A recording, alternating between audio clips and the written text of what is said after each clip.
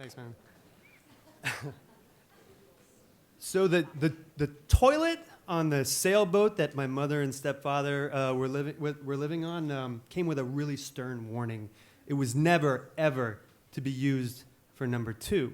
You see, the sailboat was made with this antiquated, like, pneumatic septic system that required you to flip some valves and pump this lever, and all of your leavings would sort of be flushed out into the open water, which was illegal. So we were told that sort of business had to be done ashore, you know?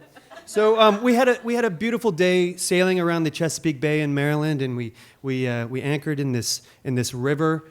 This really peaceful river, and I went down into the cabin below to make myself a drink, and as soon as I got there, all of the McGriddles that I ate for breakfast, they suddenly, they wanted out, and you don't fight an angry McGriddle, So I didn't think twice about it. I opened the bathroom door and I pounced on that commode, and I just dropped that bomb. And as soon as I did that, I had like the greatest panic attack of my entire adult life, because my stepfather has this hair trigger temper, and I just filled this thing with so much volume that I knew that for like the next 6 months we'd all be seeing footage of like Sean Penn scrubbing it off of families of ducks, with like a sad orchestra like playing behind him. So I did what I had to do.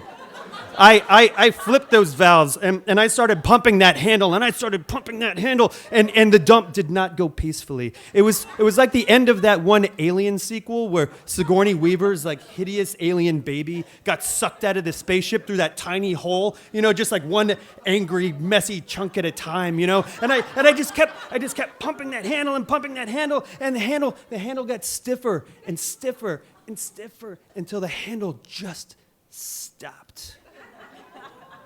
Oh no. So I went to the foot of the ladder and stared up into the cockpit, and I said to my stepfather, Sam, Sam, I think I just broke the head. And just as I predicted, he went bug nuts. And he God damn it, Drew, and he grabbed his little toolbox, and he stormed down the ladder, and he pushed me aside, and he walked into the bathroom. Oh, Jesus Christ, and he slammed the door, and I went up the ladder into the cockpit with the rest of my family, and for the next 5 minutes we just listened to him banging away and cursing, and I knew I just ruined our afternoon. Bang! The report echoed down the river. Birds just scattered from the trees.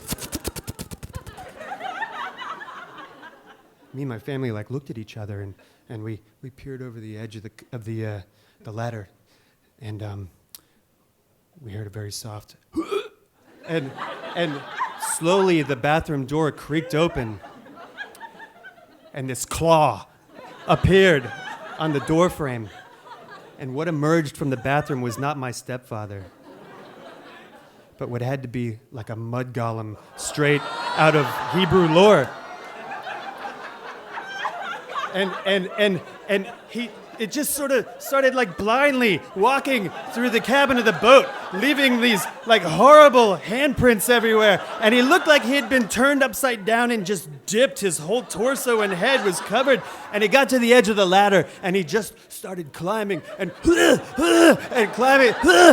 the ladder. And he gets to the top of the ladder, and me and the rest of my family, we just sort of scooched back to the back of the cockpit, and just to get away from this horrible monster. And he just stood there for a second, and then he reached over and he took off his glasses, and there were two perfect fleshy circles, and I had turned my poor stepfather into a shit raccoon.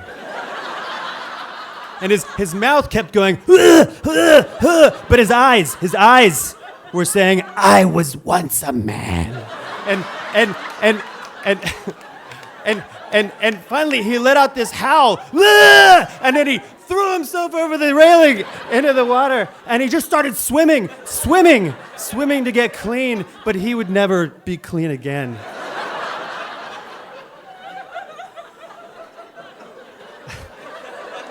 I turned to my mom, and she was looking at me, holding her scotch, just sort of swirling it around.